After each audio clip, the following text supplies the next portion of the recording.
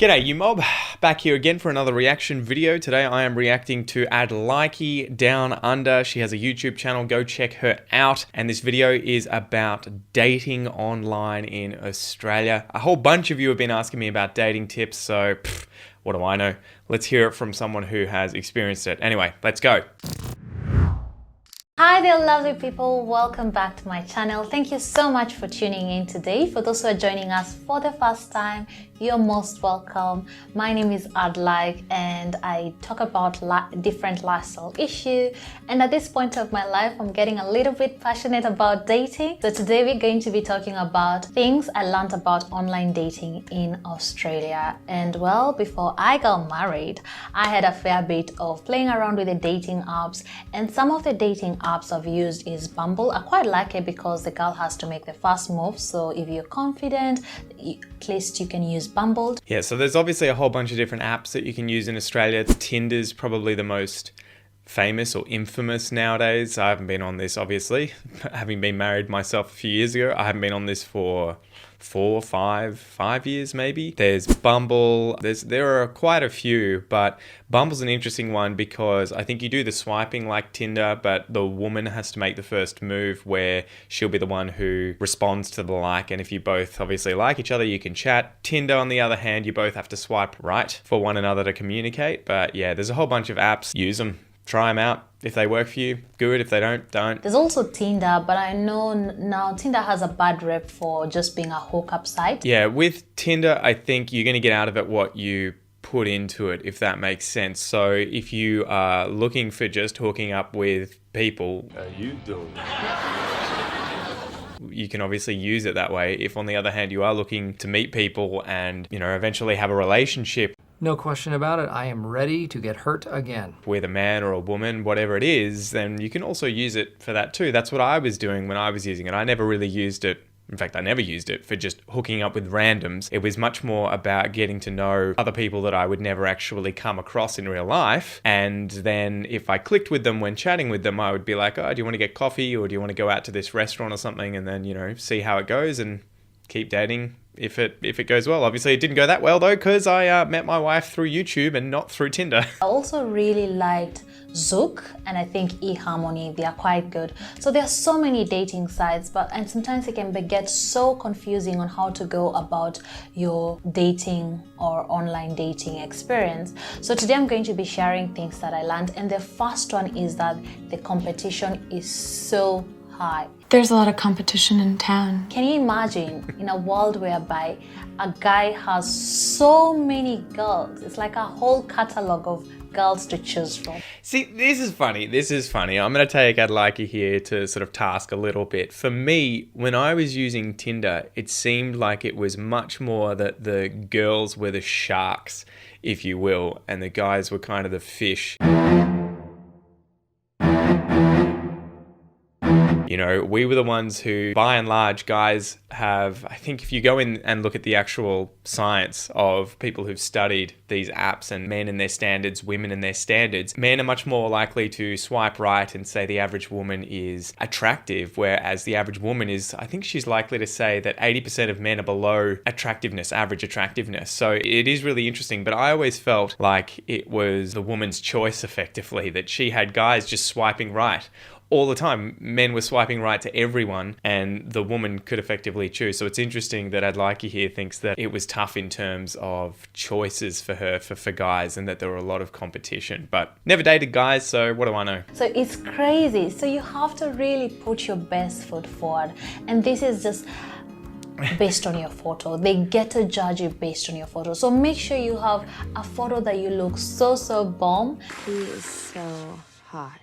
I've noticed most of the popular girls are the ones that are showing their personality in their photos. So if you're bubbly, make sure you're laughing. If you like nature, you're out there in nature, and just bring out your best personality with the photo, because unfortunately, whether we like it or not, we are being judged on our photo. That's life though, right guys? I mean, anytime you're dating in the dating world, everyone's judging everyone based on everything that they do. You're trying to discern, you're trying to work out if someone is the right match for you, whether that's physically, emotionally, intellectually, monetarily, or whatever it is. We're judging each other constantly until we sort of get enough ticks and enough boxes and we're like, yeah, this person ticks enough boxes for me and is the right person. But it is interesting. I remember hearing from a few of my friends. It was a friend in Queensland. She sent all of these images from guys on Tinder, I think, who were all holding fish.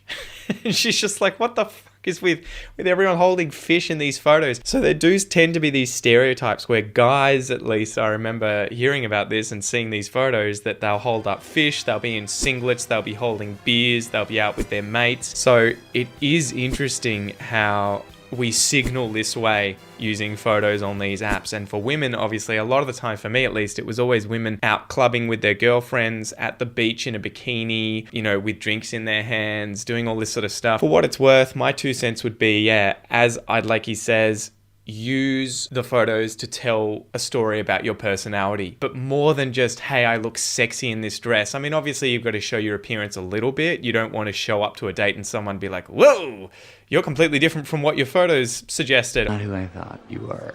Oh yeah, they were taken 10 years ago. Sorry about that.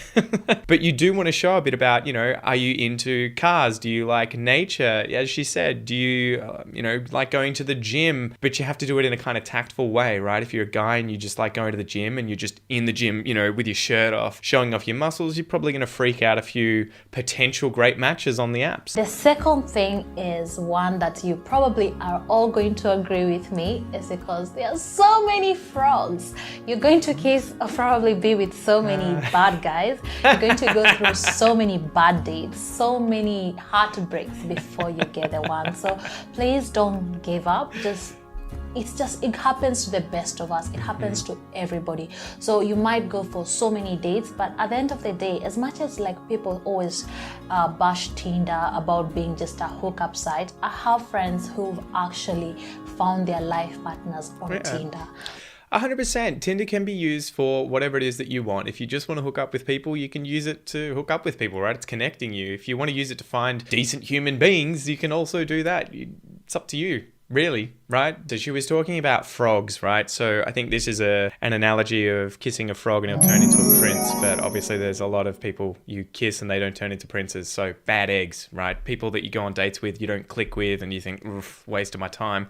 That's the game. Right? That's the game. I remember someone telling me that for guys, dating is like fishing. You want as many hooks in the water as you can because it's a numbers game. It sounds horrible when you say it that way. But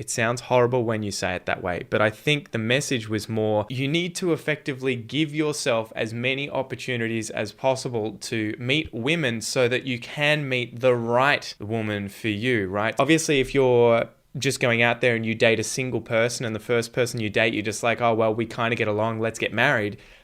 That's a bad idea, right? You want to have dated 100 people, whatever the number is, so that you get an understanding of what is out there, what people are like, what you want in someone, what you enjoy, what you click with. And again, that isn't to say sleep with every single person that you go on a date with. It's to say, get to know people. You can go on a date without hooking up with people, even as a guy. There are plenty of guys, including myself, where I went on dates and the ultimate goal was to get to know the person that I was on a date with. It wasn't to bring them home that night after the first date. Whatever you say.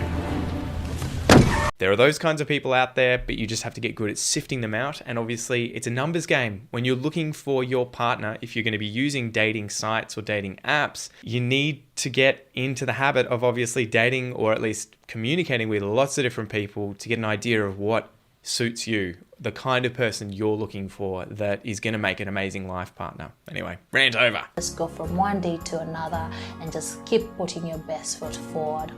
The other thing that I've also realized with online dating is that ensure that your radius is quite small. It's either maybe a 5 minutes, 10 minutes, or max maybe 20 minutes drive. I know sometimes girls do this. If they're not finding cute guys or guys that they like within a small radius, they start to expand their radius to 30 minutes drive or 40. Seriously. And then you complain about never meeting the guy because at the first place, they're gonna think of it as a chore. Who wants to drive for a freaking 1 hour for one date? Depends how well you get along with the person, I think. If it were me and I had really clicked with someone, I would probably have driven 30 minutes, 40 minutes to go see them, right? You know, I guess on a first date, it might be different. You may be willing to put in less in terms of effort, but it just depends. If you get to know them before you go on the date, you know, by chatting to them and you hit it off, man, give it a whirl. Just drive a little bit. But yeah, obviously her point is that the further away they live, the more it's going to be a bit of a drain, right? If they're 4 hours away and you're going to see them every other month, then it's probably not worth your time if you've got someone that you could go and see five minutes away.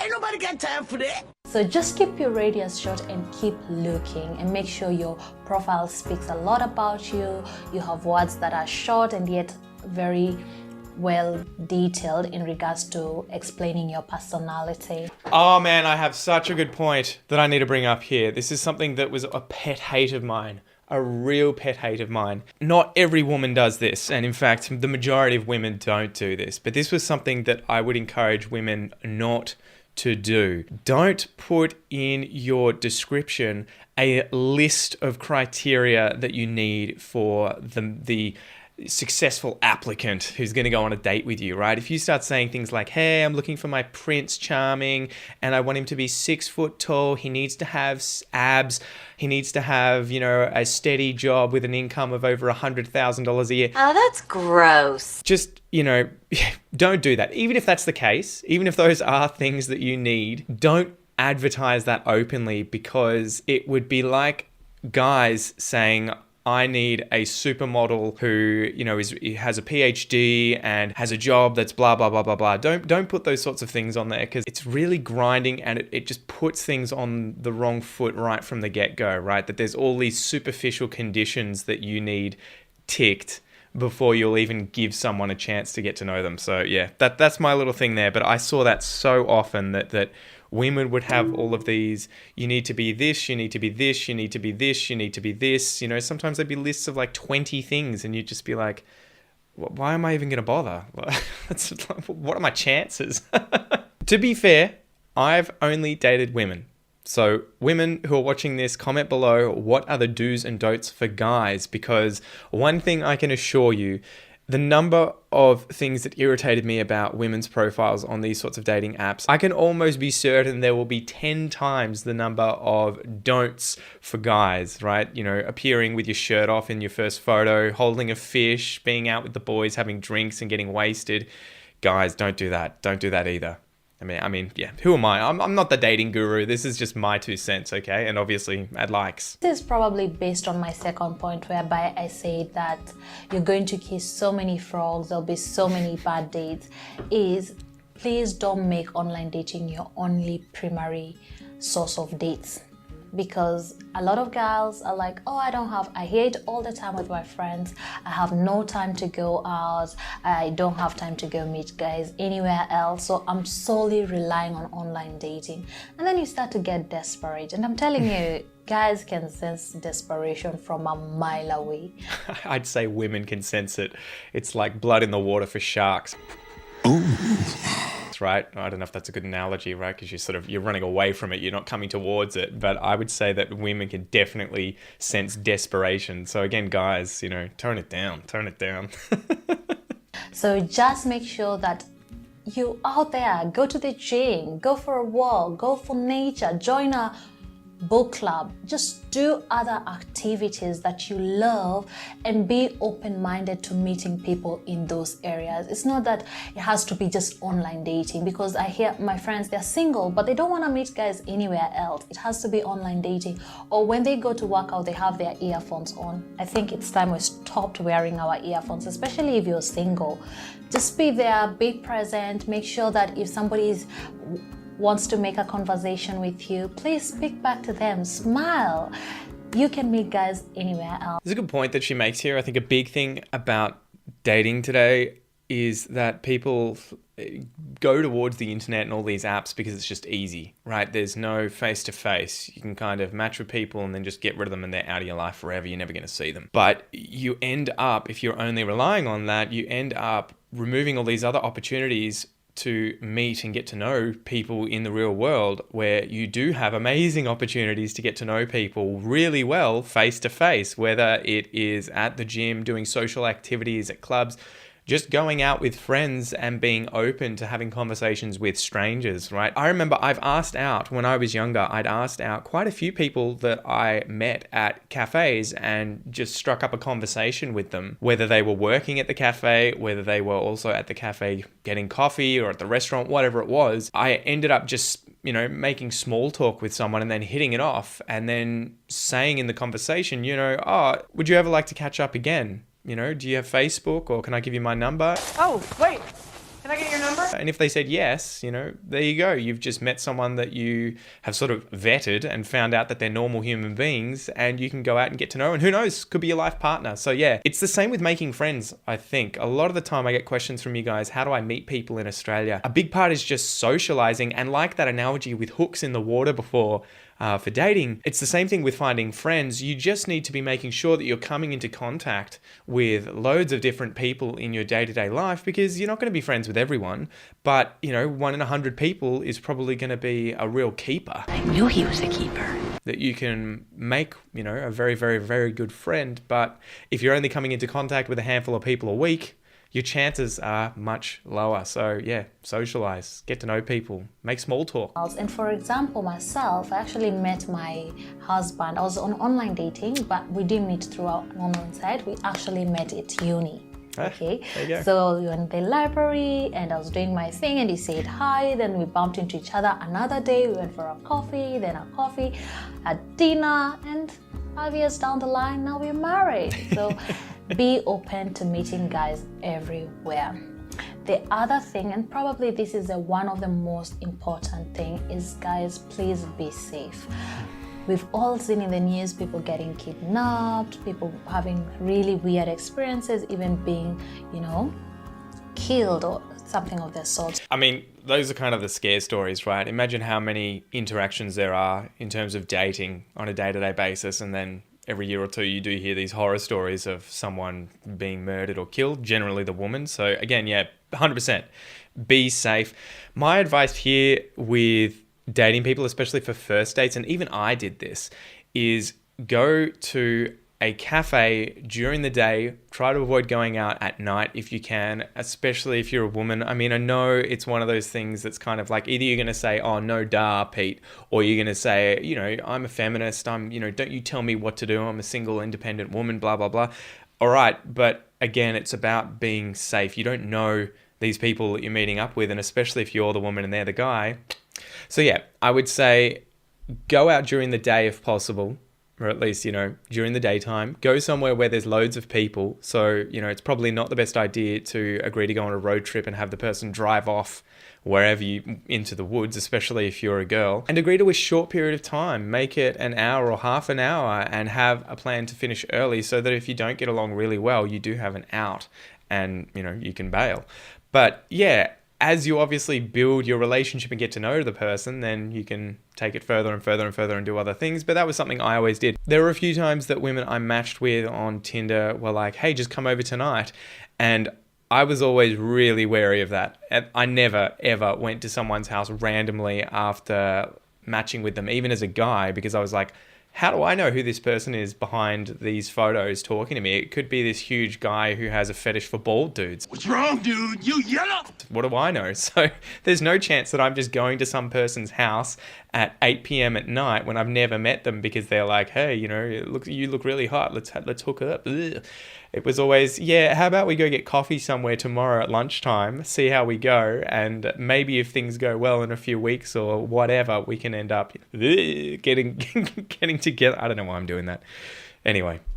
So the number one rule that I tell everybody, before you go for a date, make sure to tell your friend, make sure to tell somebody that you're close to.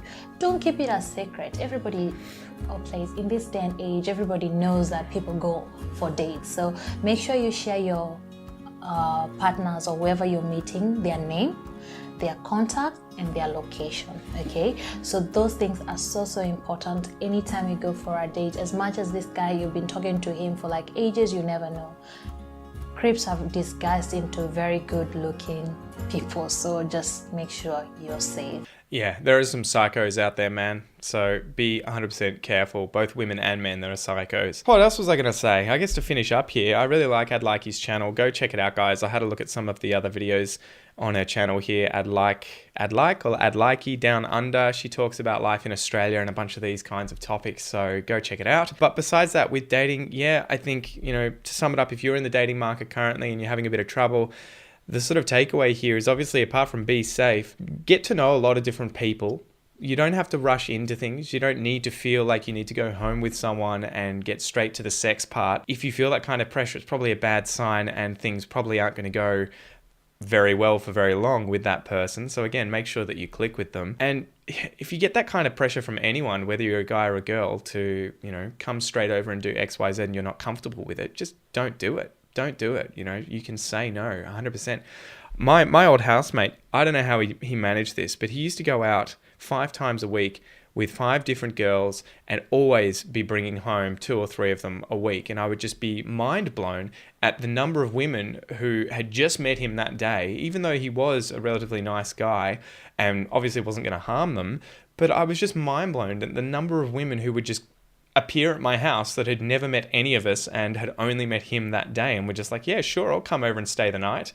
Mind blowing. So again, obviously it's your life, but just be safe. Yeah, so that's it for today, guys. Go and check out I'd Like's channel, I'd Like Down Under. She's got great videos talking about different aspects of Australian life. She's a migrant herself. I think she's living over in Western Australia. She's married an Australian, I believe. So there may be some really good content here that is useful for you. And then redating, again, just be safe. You can use these kinds of apps, but set up your expectations. If you don't want to use them for hooking up with people randomly, you don't have to do that, right? Use them to be an extension of your social life where you can meet people you otherwise wouldn't normally meet and you can get to know them, right? So that's it from me, guys. I hope you enjoyed this video. If you want to keep learning about Australian culture, go check out this one over here and I'll see you next time. Bye.